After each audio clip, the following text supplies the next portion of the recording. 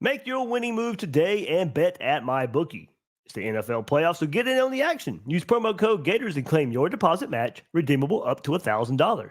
Bet anything, anytime, anywhere with MyBookie. Gators Breakdown, because there's never a dull moment in Gator Nation.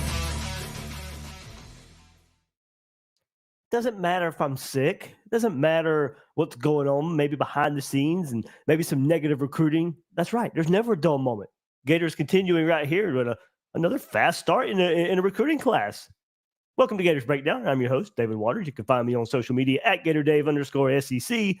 And the Gators are adding another 2025 recruit to the class with the commitment of Jalen Wiggins, big time elite defensive lineman from Tallahassee. We'll get into it right here on this episode of Gators Breakdown, but man, a little out of nowhere with this one. I mean, the review was really good from his junior day visit the past weekend, and okay, we've heard some good feelings before. We've gotten some really good reviews from visits, and we wondered how fast could this 25 class take off.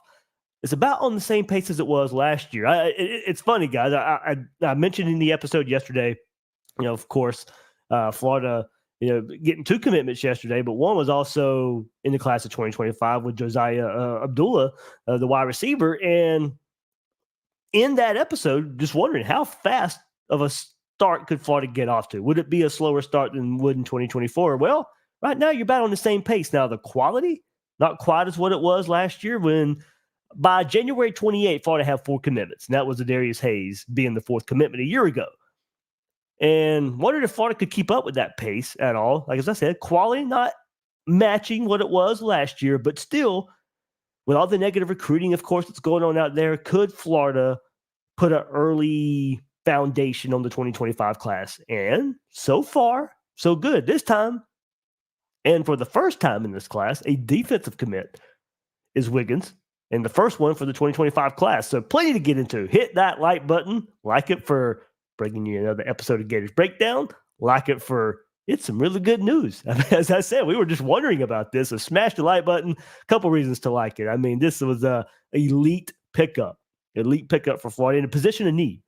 You're not going to turn down top 100 guys in the trench. You're not going to turn down top 100 guys anyway. But in the trenches, absolutely needed. Where Florida needs it, yeah. There's a reason to like that. So smash the like button. Subscribe to Gators Breakdown right here on YouTube if you haven't done so yet. Your favorite podcast platform as well. And the conversation, of course, is hot and heavy right now.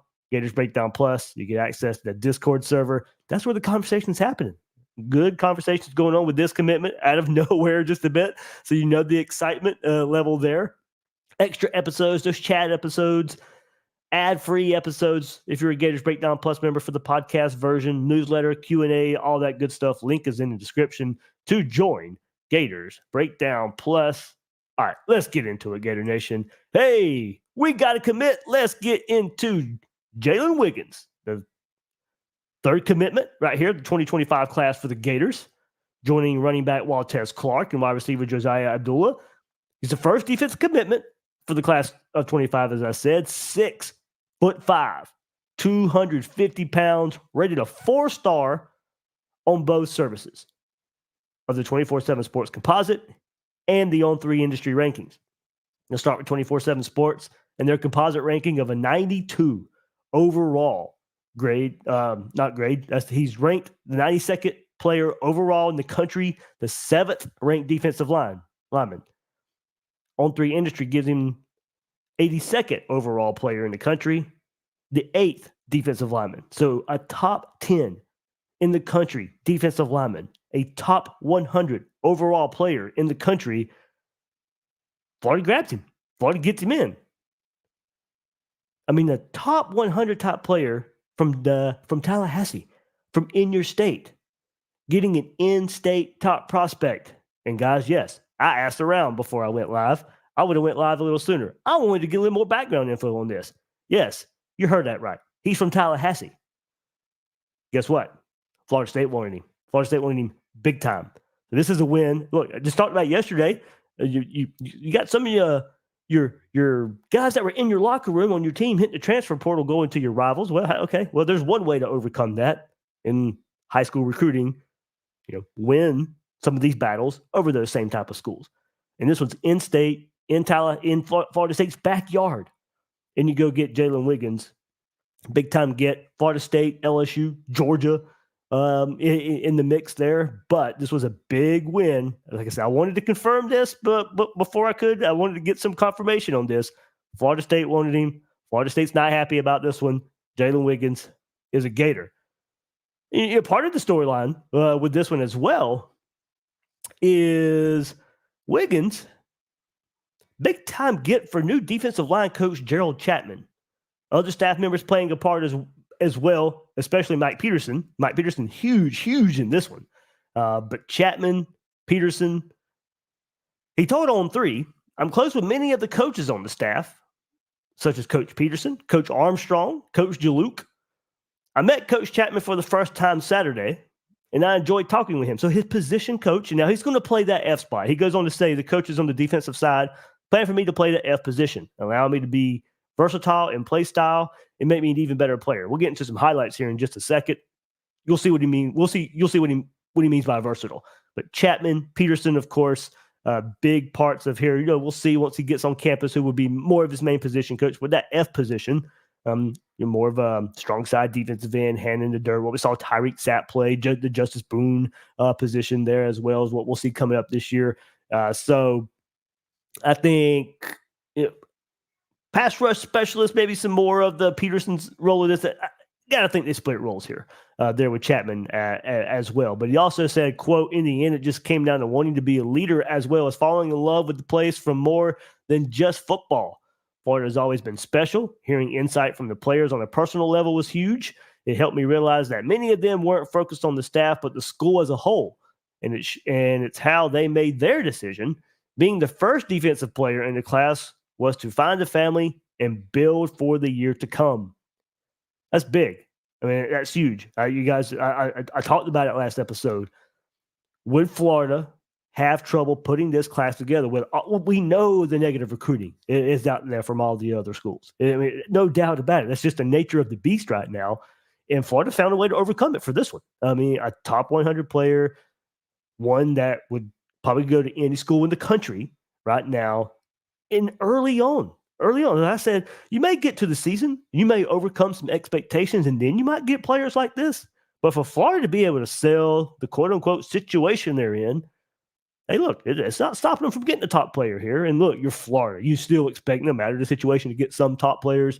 But we know how hard it is in this world right now, in this world of college football. Everything you got to overcome, all what probably the Seminoles, the Bulldogs, Bama, Auburn, especially Auburn, we've kind of seen it lately.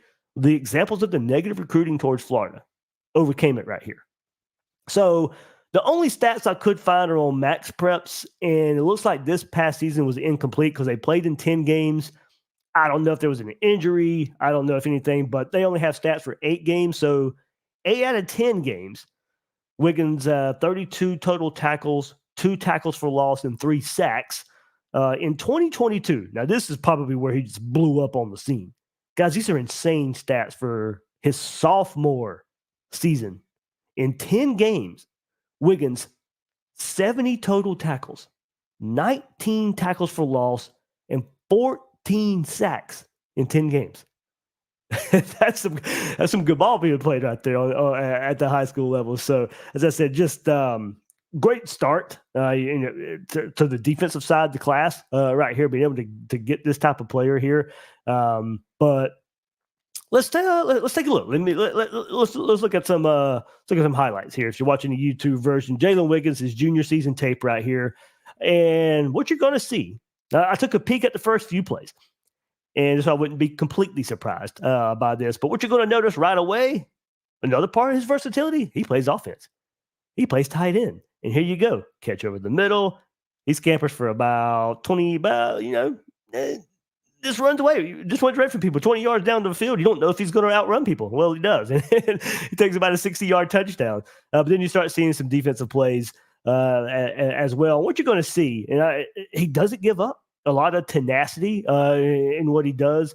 Does a great job of disengaging offensive linemen. Of course, the contact, but using his arms, using his speed, using his power to break away from offensive linemen. So, and something else you'll notice, does his job, holds contain. That's where some of these sacks come from. He does his job, gets out wide, kind of filters plays back on the inside, but he ends up making the play anyway. But he's a hand in the dirt type of player. He can stand up. So he offers that versatility. We say that F position. I mean, look, you see if you're watching the highlights, he kind of just towers over everybody. But there's the example right there of just disengaging from offensive linemen.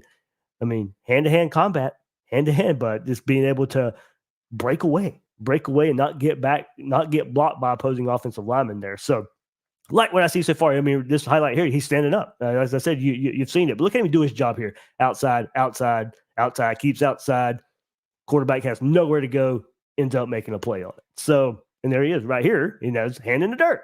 And then powers his way for another, a sack there along with his teammate here. So, a big time get, offers some versatility, as we say. There you go, making a play in the run game as well, chasing down a play on the other side of the formation. So you can kind of see why he's being offered as one of the top players, being blowing up a screen pass right there as well. We'll go one more before I shut the highlights down. But I mean, just making all kind of pressure, living in the backfield. And I'm excited to see what he does here. But another thing, just not giving up on plays. And this right here, look, he's chasing down a guy right there for a big play. So big time get right here. I like what I see, and just being able to continue bringing the pressure, hand in the dirt, standing up. But certainly you can see why one of the top players in the country along the defensive line here for the Gators. All right, let's get to some comments before I wrap up. Of course, just throwing you some episodes here, but I see the comment section setting up before. So, Gator Nation, okay, that's a long name, but I'll pop it up here anyway. But I do like this. Wiggins is this class LJ McCray for us? I mean, there you go. I think we do have to. What is he walking into? Based off of last year's class, LJ McCray, yeah, there you go. I mean, McCray was 6th overall, so he's not even that high. But if if you get a couple more players around his quality, absolutely. But similar position style. McCray a bit bigger, about 30 pounds heavier. So I can see McCray eventually more of a hand in the dirt type of defensive end here.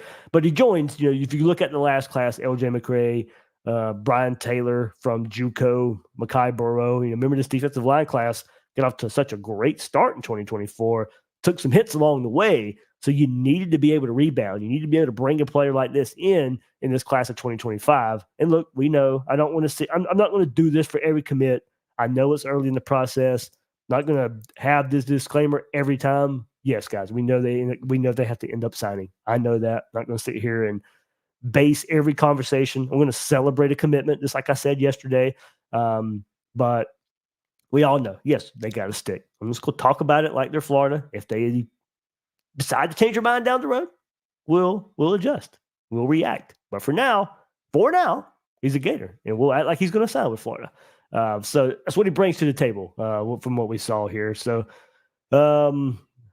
we got through some more of the comments. Harrison hops in. Hell yeah, Dave. Andrew, how about them Gators? Tom Rice. Wow, from Tallahassee. Roger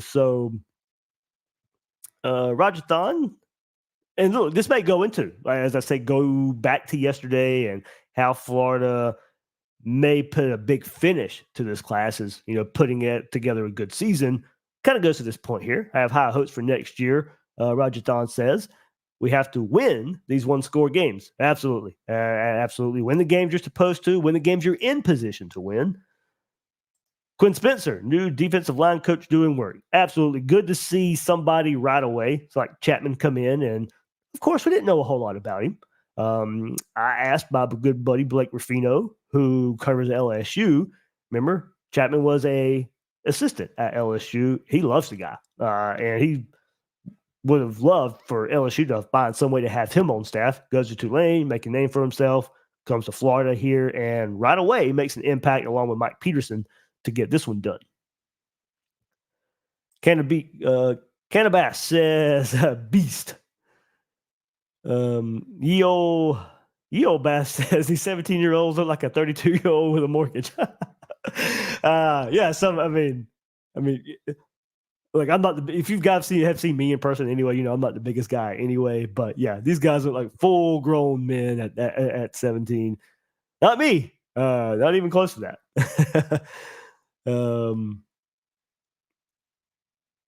Maybe that I have the I probably had the graphic wrong, guys. Yep. He is a 4-star overall in the On3 industry ranking, so my bad. I put that graphic up just to see it. Yeah, he's a 4-star. That is my fault there. But it's a 4-star on both services, as I said. That's what happens when I copy and paste those graphics. Got to remember to change everything about it. But glad you guys caught me on that one. Let's see. Man, I need to commit from that Washington safety today or tomorrow, and I'm chilling. Yeah, we'll hopefully see where that one goes. Powell, the Washington safety. We'll see where that one goes.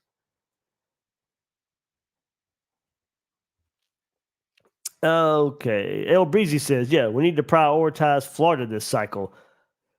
Certainly. And probably could go into some of the decommitments from last cycle and guys deciding to stay closer to home. It's easier for the home state schools to recruit against you when things aren't going so well. Yeah, I mean, it's if you can. The problem is there. We've seen the trend in the state of Florida over the past decade or so, and Miami recruiting well, FSU recruiting well at the same time. So the competition's not going to wane any. But yes, certainly have to prioritize Florida a bit more if you can. That should always be the case here. But it's 2 out of 3. Right now, of Wiggins from Tallahassee, Waltez Clark from Tampa, and then Abdullah from Georgia. So 1 from Georgia, 2 from Florida. Right now in the class of 2025. All right, here we go. Couple more comments if I see here. Harrison says, "Shoot, if we win 7 games with the 24 schedule, then it shows improvement, and we should be able to close with a strong class." I mostly agree with that, but man, you can't. That November, I think you've got to get something in November. And we know all how tough it is. Florida right now will be underdogs in November for every game that they look like they're going to play in November right now as it stands. Georgia, Texas, Ole Miss, Florida State, and I know I'm forgetting one, LSU. So it's you got to get something going in November. Have some good feelings heading into December. But hey, look, we got plenty of time to look at that. I'll fall victim to it a bit as well. Let's enjoy this one. Let's enjoy where we're at with this pickup right now.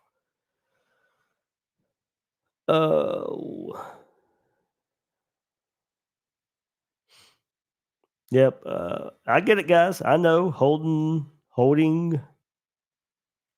at bay for excitement of these guys. As I said, I'll adjust along the way. I have heard good things on the Washington safety. Well, let's just see, though. As I said in yesterday's episode, there's been a lot of good feelings coming out of visits.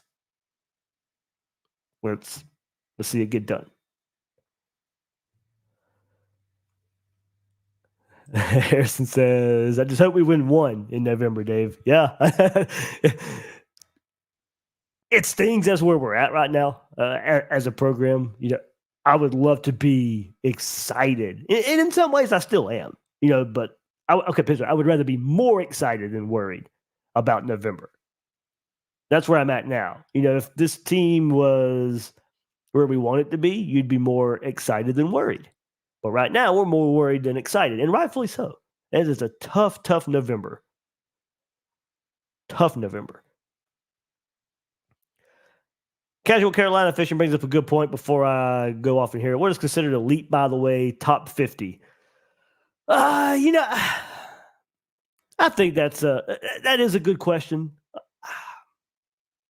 Maybe I'm stretching it too far, but I say top 100, top 10 in your position group. Maybe I'm making too many levels out of that. I mean, top 50, certainly you are. Are there stages of elite? And there probably shouldn't be. Elite should just be elite. Maybe I'm stretching it too much, but I think top 100, top 10 in your own position group. Certainly, yeah, you can get better than that. But for me, where I see it, where I go, maybe there should be some more research done in that department. But on the surface, you tell me you got a top 100 guy, a top 10 position group guy, I'm calling that elite. Maybe that's my own parameter. Maybe that's my own. That's your Gator Dave rankings right there. So, as I said, it probably have to be years and years of research, and I'm sure it's been done in some form or fashion out there of top 10, top 25, top 50, top 100 guys. But yeah, I'll go with it. All right, guys. Thank you so much. I know short notification episode here. This one kind of caught us all off guard just a bit there. I had no indication. Asking behind the scenes, there's been some good work with this one, laying the groundwork, the foundation for this commitment, and paying off right here for the Gators. So that'll do it for this episode of Gators Breakdown. I'm your host, David Waters. You can find me on social media at GatorDave_SEC. Guys and girls out there, thank you for joining me on this episode of Gators Breakdown.